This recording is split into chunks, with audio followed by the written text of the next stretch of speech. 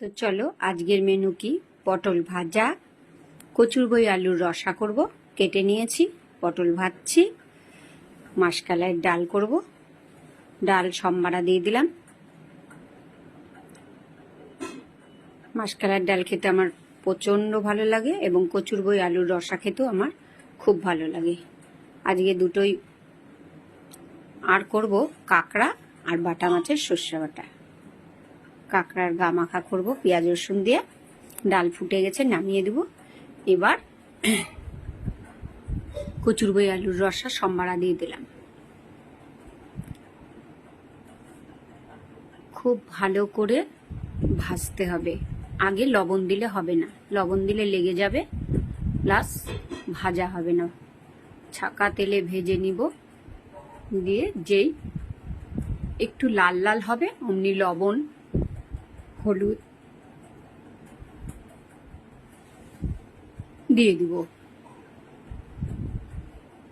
তারপরে পুরো ভাজবো। যখন গাটা জড়া জড়া হবে তখন আমি মশলা ঢেলে দিব।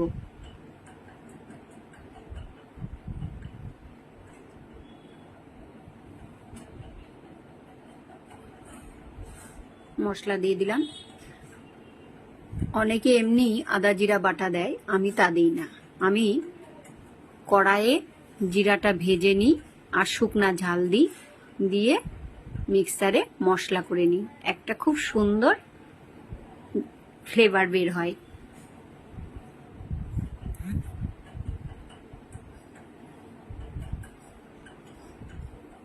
একটু তোমরাও খেয়ে দেখবে, কাঠখোলায় জিরা ভেজে নিয়ে একটা আলাদাই সুন্দর ফ্লেভার বের হয়। আমার কচুর বইয়ের আলুর রসা হয়ে গেল।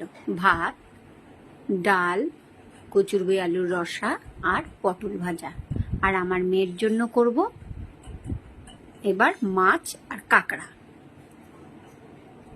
বাটা মাছের করব সর্ষা বাটা, আর কাঁকড়ার গা মাখা করব পেঁয়াজ রসুন দিয়ে। বাটা মাছ ভাজতে লেগে গেছি, দেখো। আমি ছনলিতে করে দূরে করে দিই, কারণ ফোটে।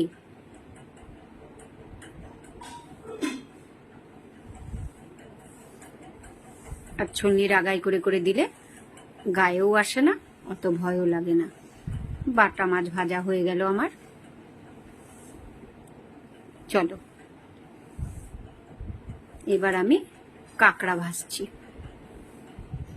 কাঁকড়া ভাজা হয়ে গেলে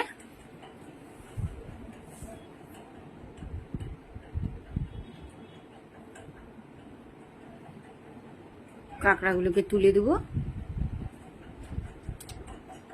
এবার কালো জিরা, পেঁয়াজ রসুন দিয়ে সম্বারা দিয়ে দেবো।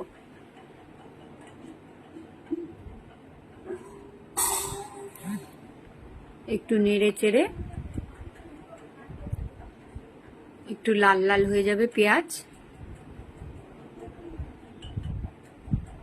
লাল লাল মানে ব্রাউন কালার হবে, তখন আমি আলু ছেড়ে দেব। এবার আলুটাও খুব সুন্দর ছাকা তেলে ভাজতে হবে। ভাজা হয়ে গেলে তখন আমি দেব লবণ, হলুদ, আবার একটু নাড়াচাড়া করব, দিয়ে মশলা ঢেলে দেব। মশলার মধ্যে আছে পেঁয়াজ রসুন, আদা বাটা, শুকনা ঝাল আর অল্প জিরা।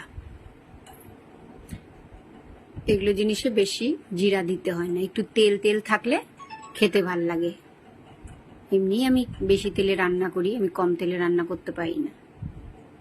আর কাঁচা লঙ্কা দিয়ে দিলাম। কাঁচা লঙ্কা দিলে একটা ফ্লেভার আসে। আমি প্রতিটা রান্নায় কাঁচা লঙ্কা খুব ব্যবহার করি।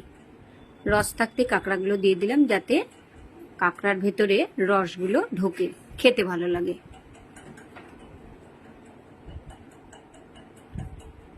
এবার নেড়ে চেড়ে মিট মশলা দিয়ে দিলাম।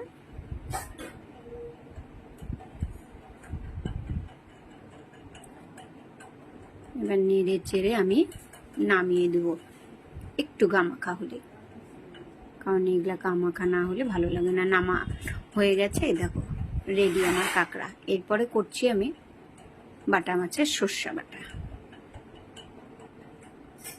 অল্প করেই, কারণ দুজনের রান্না তাই অল্প করে।